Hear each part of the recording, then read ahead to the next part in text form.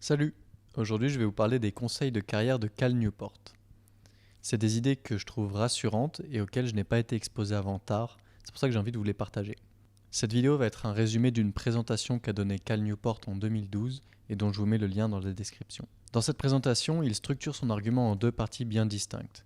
D'une part, il réfute l'idée que suivre sa passion est une bonne stratégie de carrière, et de l'autre, il propose une alternative qu'il dérive de son étude d'humains qui s'épanouissent dans leur carrière. Il argumente que suivre sa passion, c'est un conseil attirant mais un mauvais conseil. Tout d'abord, il repose sur le présupposé que nous avons tous déjà une passion existante et monétisable sur le marché du travail moderne. Selon lui, c'est quelque chose qui n'est pas supporté par la littérature scientifique. Il repose également sur l'hypothèse que faire de sa passion son travail est quelque chose d'épanouissant, ce qui n'est pas nécessairement le cas.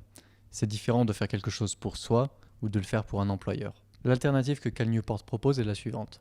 Il observe que ce que l'on recherche, ce n'est pas une industrie précise ou un travail particulier, mais plutôt un set de traits de style de vie, comme par exemple avoir beaucoup de temps libre, avoir beaucoup d'autonomie, ou encore pouvoir avoir un impact.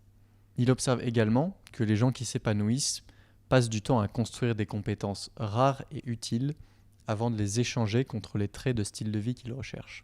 Il prend l'exemple de l'écrivain américain Bill McKibben qui commence à travailler pour le journal de son université, puis utilise cette expérience pour obtenir un travail au New Yorker.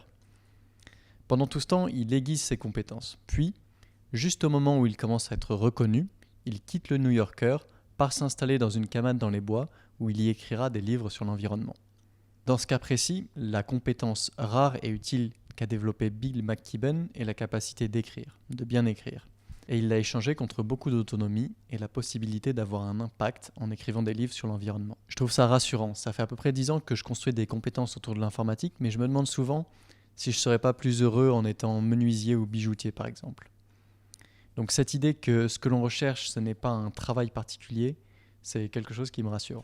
Cal Newport introduit aussi la notion de capital de carrière.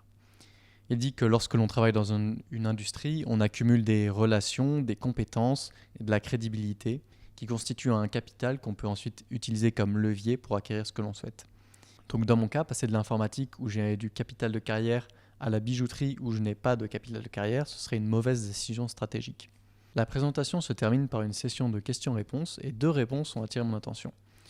Dans une de ces réponses, Cal Newport explique comment on commence à acquérir des compétences. Disons qu'un événement quelconque pique ta curiosité vis-à-vis de l'informatique. Cela te donne assez de motivation intrinsèque pour faire quelques recherches et commencer à apprendre quelque chose de manière délibérée. À ce moment-là, les gens autour de toi reconnaissent que tu t'y connais un petit peu. Et à ce moment-là, le fait que tu t'y connaisses un petit peu en informatique commence à faire partie de ton identité. Puis cela te donne de la motivation intrinsèque pour continuer à t'entraîner de manière délibérée. Puis t'entraîner de manière délibérée fait que tu deviens meilleur. Et donc l'informatique prend une place de plus en plus importante dans ton identité, ce qui te donne encore plus de motivation intrinsèque pour t'entraîner de manière délibérée. Et le cercle continue comme ça jusqu'à ce que tu deviennes un expert. La deuxième réponse que j'ai trouvée intéressante, c'est une réponse où il parle de pratique délibérée. Par exemple, les athlètes, tous les jours, ils s'entraînent, ils courent un nombre précis de kilomètres, ils soulèvent un nombre de kilos de fonte. Et ils ont un programme, ils ont un système et des objectifs à atteindre. Selon Cal Newport, c'est quelque chose qui est moins présent dans le knowledge work. Les gens ne s'entraînent pas beaucoup et ne sont pas très systématiques, ce qui représente une opportunité. En s'entraînant peut-être quelques centaines d'heures, il est possible d'affûter ses compétences et d'acquérir un avantage compétitif facilement. Voilà, j'espère que vous avez trouvé ça intéressant. N'hésitez pas à aller voir la vidéo originale, il rentre un peu plus dans les détails et c'est vraiment intéressant.